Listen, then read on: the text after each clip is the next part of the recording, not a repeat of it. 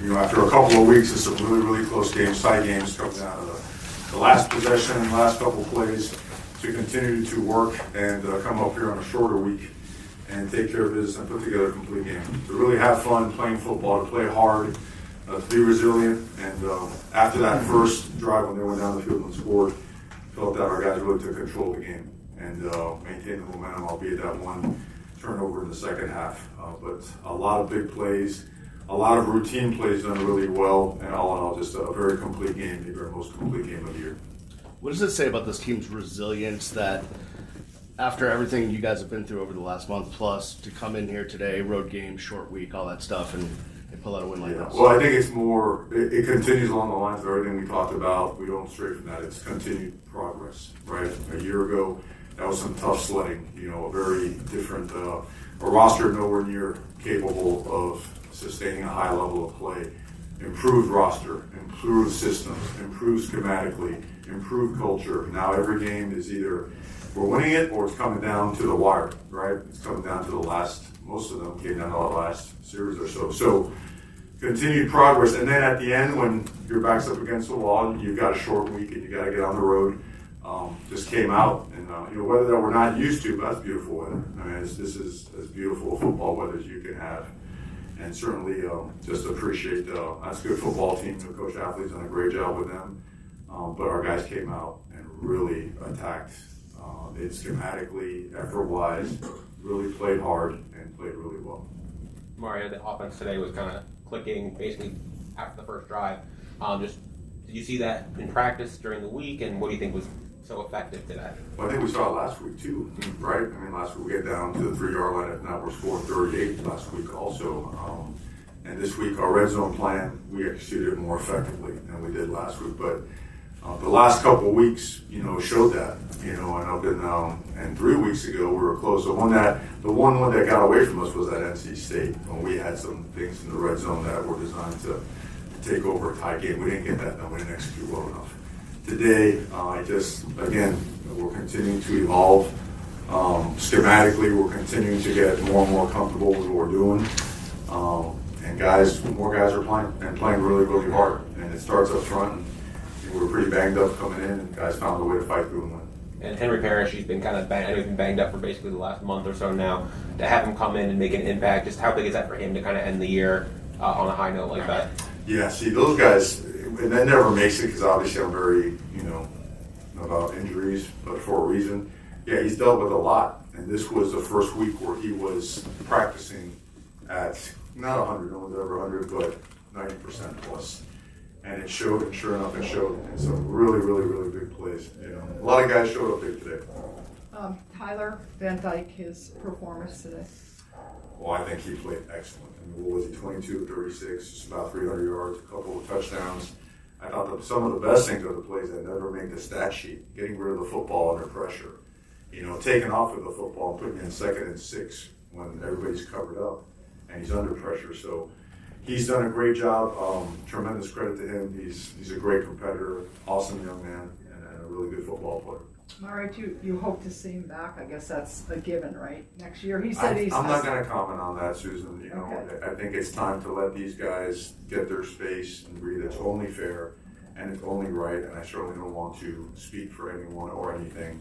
We're not ready to do that yet. Strictly here, if I would respectfully ask that we stick to this game and the guys that played in it, because after this, we're in the wild, wild west of college football, and it is completely unpredictable for everybody, including ourselves. On that note, can you just talk, the portal opens, and I know you're talking about this game, but just what's your schedule like as the next couple of weeks go on? Relentlessly going forward. We made a huge jump in our roster this year, and we expect to turn it over by a large chunk again. And we don't slow down. Excited about the opportunities that come with it. You're going to gain some, you're going to lose some, and you go full throttle. And every opportunity you have is an opportunity to get better, and that's the way we see it. And I see it that way as it relates to personnel, as it relates to coaches, as it relates to everyone and everything. That's the way this business rolls. The offensive performance today, did you feel like it was trending in that direction as the week went on? And were you able to take, advantage of what BC showed you on defense, or just what led to the offensive output? Well, I think it's been coming. I think last week it showed. I thought it was coming. I mean, it's almost 38 points last week. And then there's been flashes throughout the season. Then there's that 4-game just rut in the middle where we're really we just weren't ourselves. So, like anything else, you adapt. You start finding ways to get the ball in the hands of the right people, or the guys that can do things really well, really focus on what they can do well. Evolve a little bit, create some more opportunities to just make things a little bit less cloudy. Does that make sense? Because sometimes, like some of those runs are, 1 yard and, what the heck, we're running up the middle. It's the same run that broke for 40 yards at the end, You try to create air and space because our roster's getting better and better. We're getting more guys that can do stuff with football. And today was a really good example, just a complete team game. I mean, to see Ahmad Moten get an interception, that's a treat, and my man Popo, what a good player he's going to be. But so many other guys stepped up. Jake Lichtenstein playing through a hyper-extended elbow. I mean, that thing, just seen how swollen that is. He's just a tough guy. I see Elijah Arroyo get healthy enough to get someplace. He's not all the way there, but really good game by a lot of the wide receivers. The punter had one shot, to get out there and do some things. Disappointing in the field goal. We didn't block it very well. We didn't kick it very well. But besides that, Andy played great, all touchbacks. Just had the ball for most, I think, 38 minutes plus. Third down was over 50%. Red zone was at a high clip. So it's how you want to put together games. Those are hard to come by, when you put one together like that. So proud of our guys. Mario, Xavier Restrepo, obviously a big game today, coming off of another big game before. What did you see from him today? I thought the 4th down play was about as big as, calling the guy's number. Cover 0, right? So cover 0, it's, we're going to get there, we're going to hit you. Try to make a play on us, and certainly we did. The 4th down on the first drive and the 4th down on that drive were really difference makers. One put us up 7, or tied us up 7-7.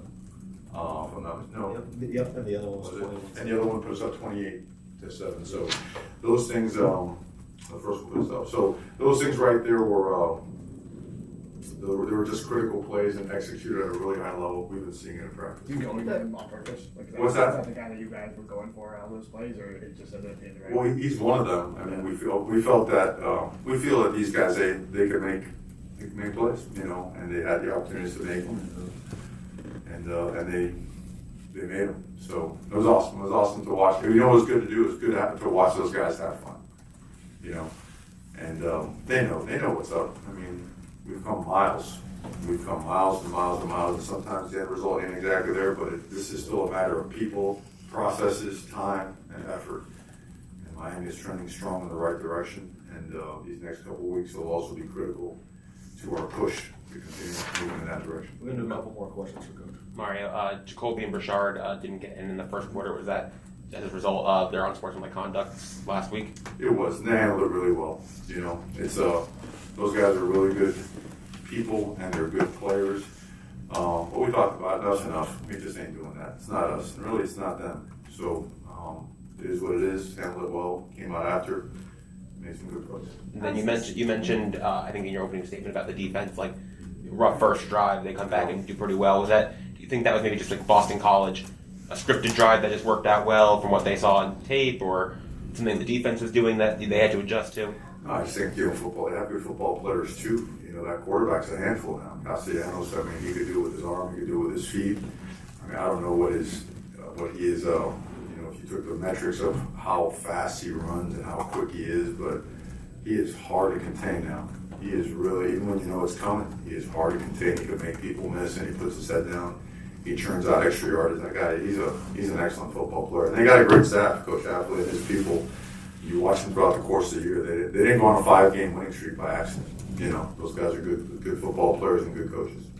Mario, the ball Last game, question. this has to propel you a little bit as far as their, get some more pump, get some more optimistic and stuff. For us, I mean, honestly, the kind of guys that we recruit and the way we do this culture-wise, you have to be excited to play football in the parking lot in front of nobody. That's just the way it's got to be. This program, our program, the way that we build it, you can't have guys that, let's say this way, you got to have an unconditional love for football. It's not circumstantial where, okay, I feel like it today, or football is not for moody people, you know, when you want to play and when you don't want to play. And we're trending, our roster's getting better and better about guys that just, they want to play ball and are willing to play ball anytime, anywhere. So we'll see, we'll put our roster together, heal up some guys and get ready for an opportunity here in the postseason, which is exciting for us, exciting for an opportunity to get win number 8. Mario, is it possible that Jakari could get into the bowl game? Yeah, I mean, Him and a bunch of other we haven't guys. seen him, so everybody's I asking. know, but we played a good football game today. His I time is coming. He's a good football player. I Okay. get you. I know the question. Coming weekly. He's a good football player. He'll be playing. Thank you very much. Thanks, Coach. Okay? All right.